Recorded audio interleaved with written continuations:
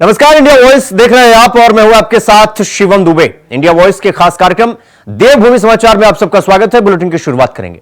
उत्तराखंड के अल्मोड़ा जिले के सल्ट में भीषण सड़क हादसा हुआ।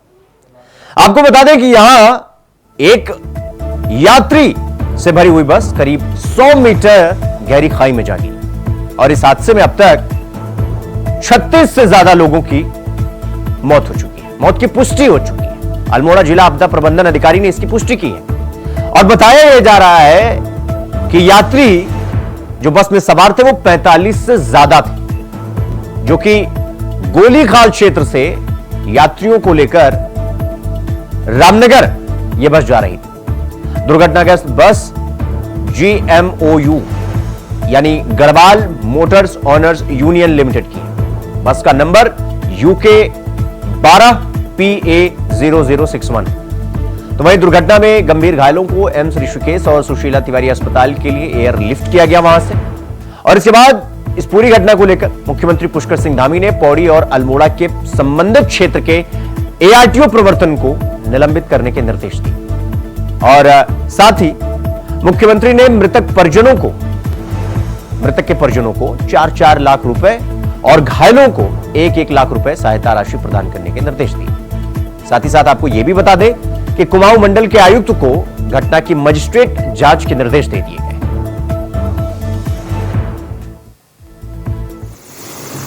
हम पासी गांव के हैं, पूपी के। मेरा नाम अंकित है। सुबह जैसे ही हमें पता चला हम भागते हुए आए थे, तो हम यहाँ पे 8:25 पे मैं यहाँ पे पहुंचा था। मेरे गांव वाले थे साथ में। जैसे ही हमने लोगों को देखा, लगभग लोगों को जितने लोग बचे हुए थे ऊपर, तो हमने उन्हें रेस्क्यू किया, निकाल दिए थे उन लोगों को।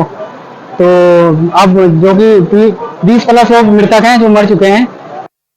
अभी सवेरे से 12:30 बजे मैसेज आ गया था कि ऐसी कैजुअलिटी आ रही है, मास कैजुअलिटी आ रही है, तो तैयारी पूरी अस्पताल में कर ली गई। कैजुअलिटी सब लोग ऊपर से मॉनिटरिंग कर रहे हैं और सब यहाँ अभी तक 3 बजे अभी पहुँचे हैं।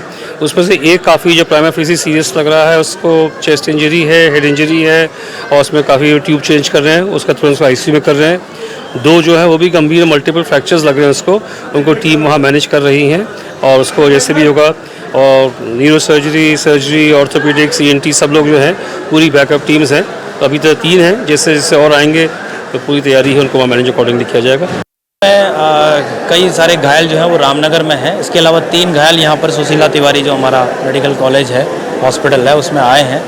अभी उसमें से 3 लोग यहाँ आए हैं तो उनका इलाज यहाँ पर प्रारंभ कर दिया गया है। हॉस्पिटल्स जो है, जो हमारा STH है वो हाई अलर्ट पे। इसके अलावा जो प्राइवेट हॉस्पिटल हैं उनको भी मैसेज किया गया है और सभी विभागों के जो यहाँ पर डीन हैं वो लोग मौजूद हैं। हॉस्पिटल के जो प्रिंसिपल हैं वो खुद इस चीज़ को मॉनिटर कर रहे हैं। तो अल्मोड़ा के सल्ट क्षेत्र के मोरचुला में हुए बस हादसे के बाद CM धामी ने दिल्ली में रहते हुए अपने सभी कार्यक्रम और बैठक रद्द करके रामनगर के लिए रवाना हुए।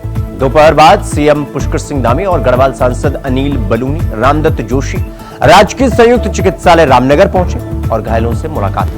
CM धामी ने हादसे में मृतकों के परिवार को 4-4 लाख रुपए और घायलों को 1-1 लाख रुपए की सहायता राशि देने की घोषणा की।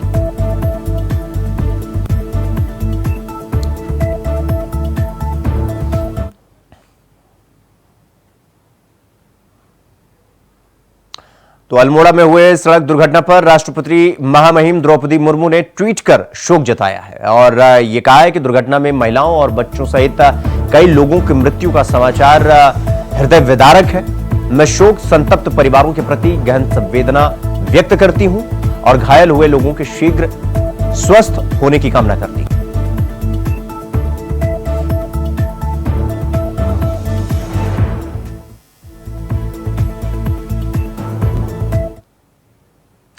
रुक करेंगे अगली खबर की ओर। अल्मोड़ा बस दुर्घटना मामले में प्रधानमंत्री नरेंद्र मोदी ने उत्तराखंड के अल्मोड़ा में हुए इस हृदय विदारक दुर्घटना में प्रत्येक मृतक के परिजनों के लिए प्रधानमंत्री राष्ट्रीय राहत कोष से 2 लाख रुपए की अनुग्रह राशि की घोषणा की। घायलों को 50,000 रुपए दिए जाएंगे। ये जानकारी प्रधानमंत्री कार्यालय की ओर से दी गई।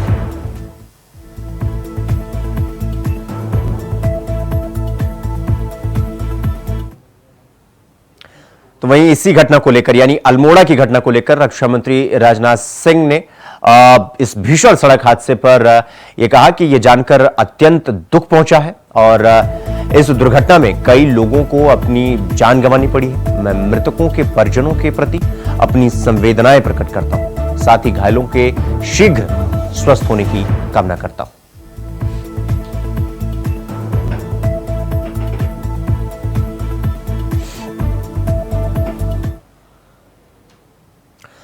खबरों में आगे बढ़ेंगे। इस साल का गंगा उत्सव आज हरिद्वार में आयोजित किया गया। भारत सरकार के जल शक्ति मंत्रालय द्वारा आयोजित कार्यक्रम के मुख्य अतिथि के तौर पर जल शक्ति मंत्री सीआर पाटिल इस खास मौके पर मौजूद रहे, जिनके साथ इस मौके पर जल शक्ति राज्य मंत्री राजभूषण चौधरी और इसके अलावा हरिद्वार सांसद त्रिवेंद्र सिंह रावत और कैबिनेट मंत्री रेखा आर भी मौजूद रही।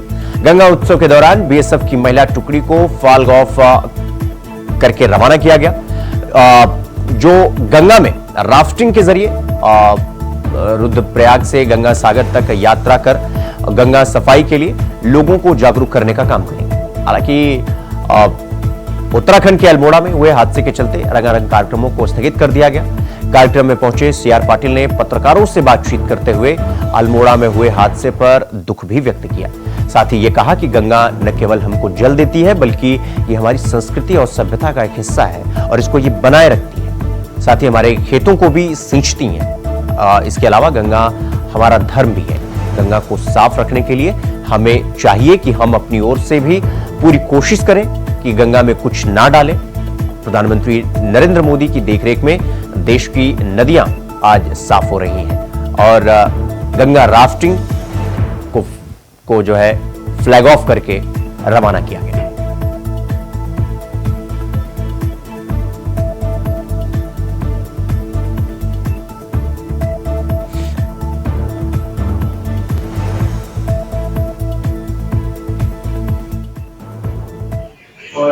लोगों की अपेक्षा पूर्ण कर रहे हैं, उसी से पता चलता है कि ये बहुत बड़ा काम है।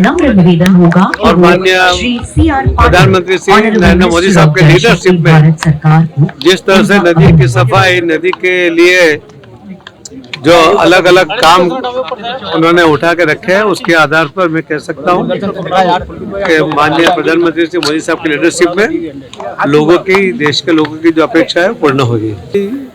जिस तरह से हादसे में ये मौत हुई है, बहुत ही दुखद घटना है और ऐसा नहीं होना चाहिए, फिर भी हादसा हुआ है जी। मैं उन सभी के प्रति अपनी हमदर्दी प्रदान करता हूं। पूरा देश उनके दुख में शामिल है। तो वहीं पूर्व सीएम हरीश रावत ने भी रामनगर हादसे पर शोक व्यक्त किया है। पूर्व सीएम हरीश रावत ने हादसे पर शोक जताकर घायलों की जल्द ठीक होने की कामना भी की है।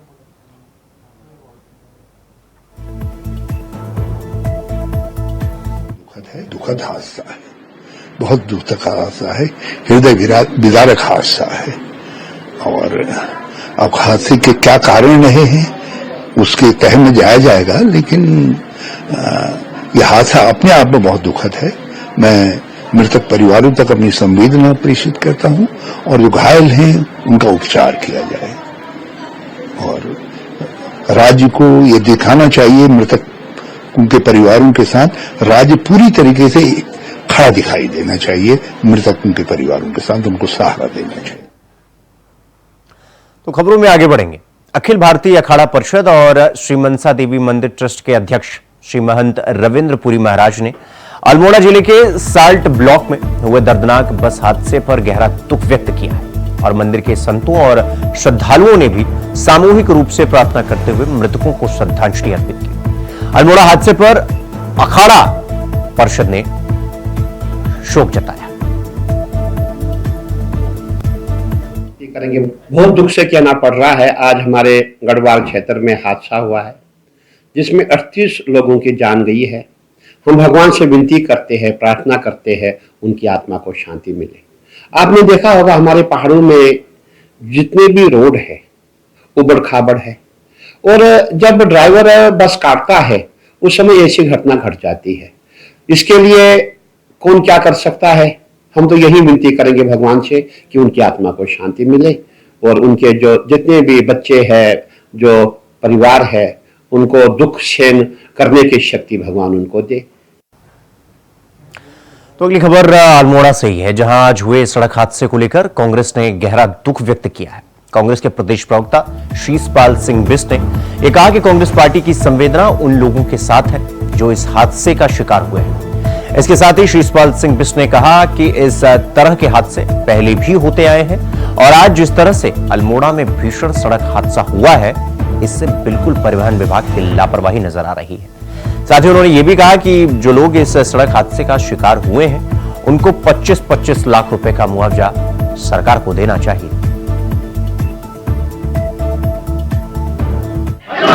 अल्मोड़ा में भयंकर सड़क हादसे की जो खबर सामने आई है, ये हृदय विदारक घटना है, बड़ी ही दुखद घटना है और अभी तक जितने लोगों की जानें चली गई हैं, निश्चित तौर पर ये बहुत दुखद है और ये सीधे सीधे परिवहन विभाग की लापरवाही है। हम लगातार कहते रहे हैं कि बसों की फिटनेस के मामले में, ओवरलोडिंग के मामले में गंभीरता से आपको ध्यान देने की आवश्यकता है, लेकिन आप देखिए ना, कहीं भी कोई चेकिंग नहीं है, कहीं भी कोई ध्यान नहीं दिया जा रहा है। इसी के कारण आप देखिए निर्दोष लोगों की जानें इतनी मात्रा में चली गई हैं। ये राजनीति का अवसर नहीं है। मृतकों के परिजनों के प्रति हमारी गहरी संवेदनाएं और हम सरकार से मांग करेंगे कि मृतकों को कम से कम 25-25 लाख रुपए का मुआवजा दिया जाए, क्योंकि महंगाई के दौर में जो मुआवजे की घोषणा सरकार कर रही है वो तो ऊंट के मुंह में जीरे के समान है।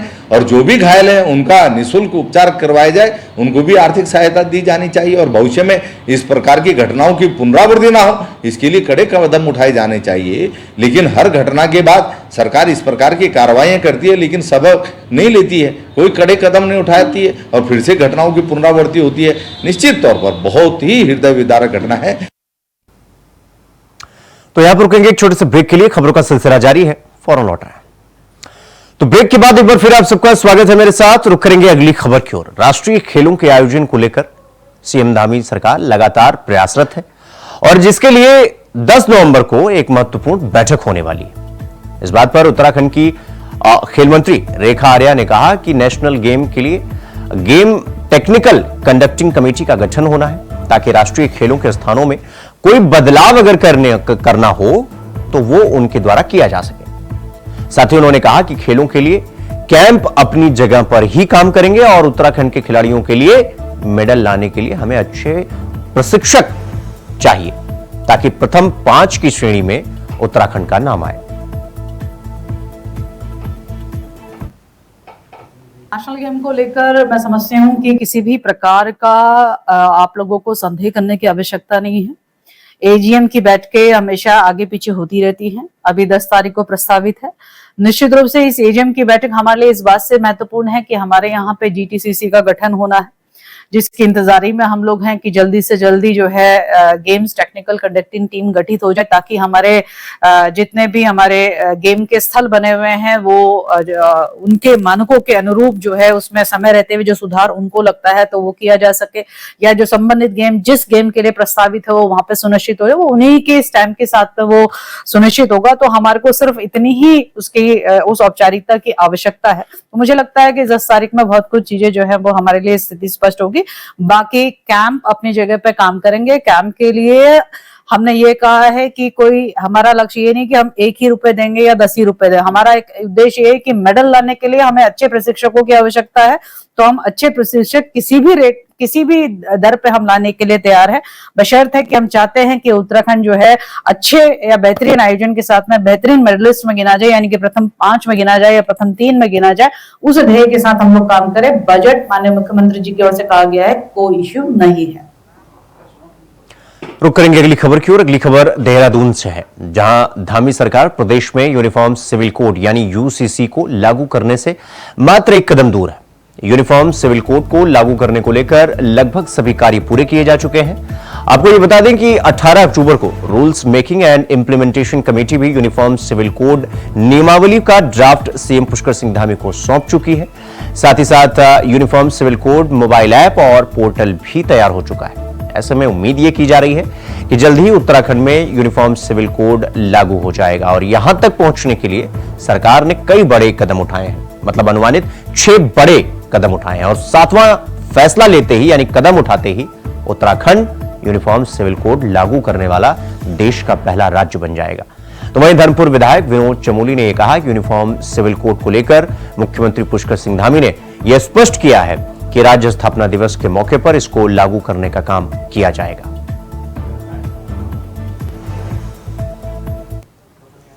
यूसीसी पे हमारे माननीय मुख्यमंत्री जी ने स्पष्ट किया है कि हम स्थापना दिवस तक इसको लागू करने जा रहे हैं।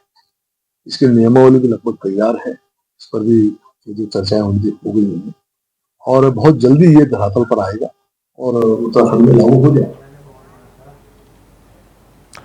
तो पौड़ी गढ़वाल में अधिकारियों को किसी का भी आदेश मानने की आदत है ही नहीं, चाहे आदेश मुख्यमंत्री का ही क्यों ना हो। चूंकि मुख्यमंत्री के आदेशों को कोटद्वार के अधिकारी अनसुना कर रहे हैं। सरकार के निर्देश के बावजूद कोटद्वार अभी तक सड़कों के हालात नहीं सुधार पाई। पीडब्ल्यूडी की तमाम सड़कें अभी तक गड्ढा मुक्त नहीं हो पाई। सड़कों पर पड़े गड्ढों से आम जनता बेहद परेशान है। आए दिन गड्ढों के चलते हादसे होते रहते हैं। सरकार ने अक्टूबर के अंत तक सभी सड़कों को गड्ढा मुक्त करने के आदेश दिए थे, लेकिन कोटद्वार में कई जगहों पर हालात पहले जैसे ही बने हुए हैं।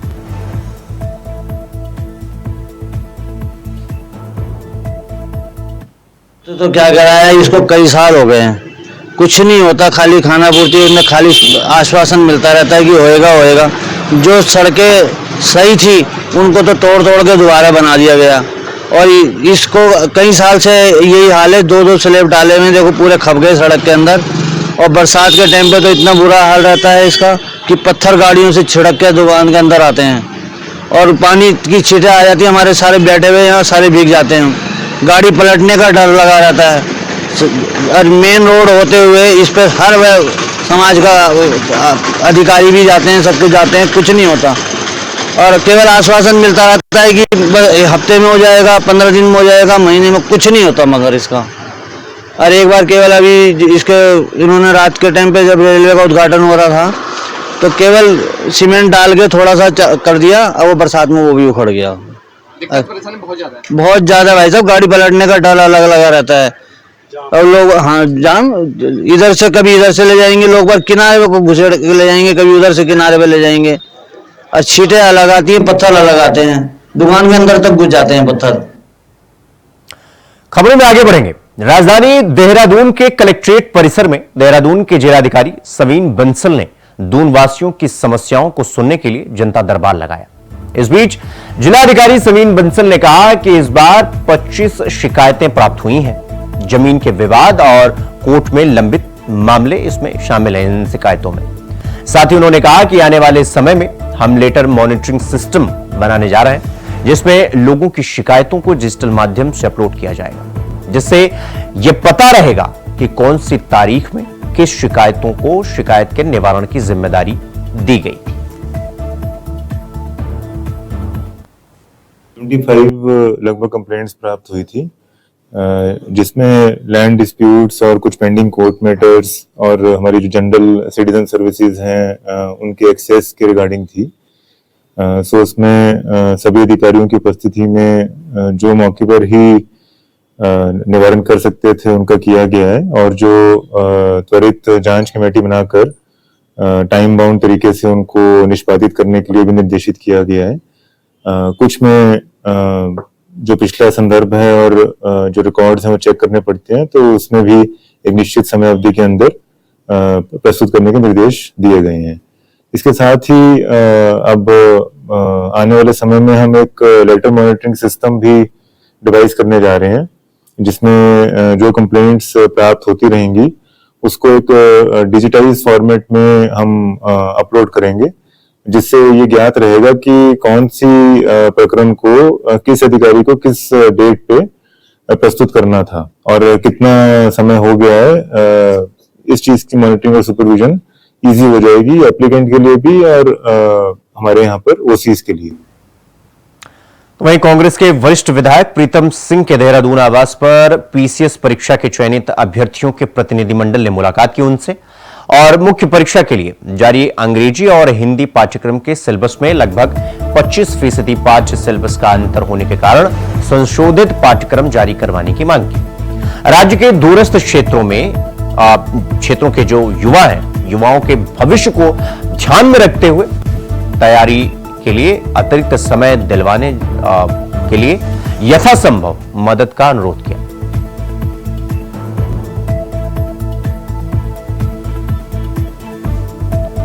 तो अभ्यर्थियों के डेलीगेशन ने एमएलए से मुलाकात की और सिलेबस में लगभग 25% बदलाव की शिकायत। तो पीसीएस परीक्षा के अभ्यर्थियों ने एमएलए से मुलाकात की।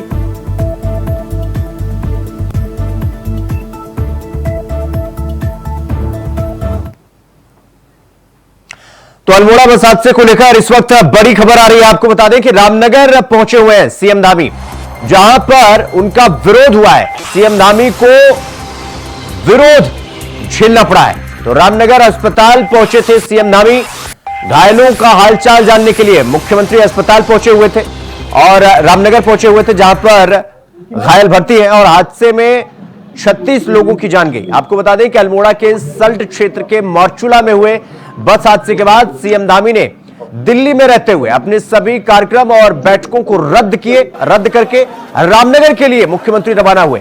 मगर अस्पताल पहुंचने पर सीएम धामी को लोगों का विरोध झेलना पड़ा।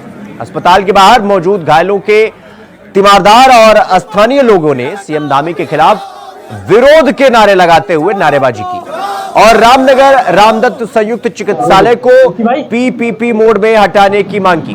लोगों ने कहा कि अस्पताल केवल रेफरल सेंटर बनकर रह गया है। वैसे आपको बता दें कि 4 नवंबर सोमवार को पौड़ी और अल्मोड़ा जिले के बॉर्डर एरिया में सल्ट के मोरचुला के पास सुबह करीब 8 बजे 100 मीटर गहरी खाई में बस जा गई। इस हादसे में 28 लोगों की मौके पर ही मौत हो गई, जबकि 8 घायलों ने रामनगर अस्पताल में उपचार के दौरान दम तोड़ दी। गंभीर रूप से 3 घायलों को एम्स ऋषिकेश और अन्य घायलों को सुशीला तिवारी अस्पताल हल्द्वानी में एयरलिफ्ट कर लाया गया। और आपको बता दें कि 42 सीटर बस में तकरीबन 50 से ज्यादा लोग सवार थे। और इसी हादसे के बाद सीएम अस्पताल में घायलों का हालचाल जानने के लिए वहां पर गए थे, मतलब पहुंचे हुए, मगर वहां उन्हें विरोध झेलना पड़ा, भारी विरोध। अल्मोड़ा बस हादसे को लेकर ये खबर हम आपको बता रहे हैं।